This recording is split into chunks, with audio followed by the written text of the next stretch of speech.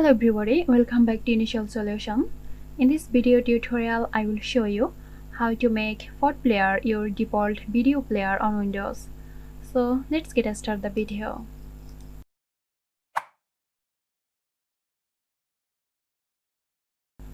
To make PotPlayer your default video player on Windows, click on the Start menu and then go to Settings.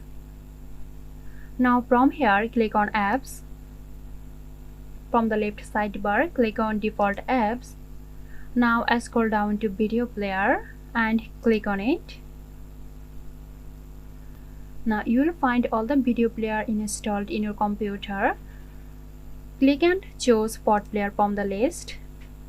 Now PotPlayer will be your default video player. So there you have it. I hope this video helped you out.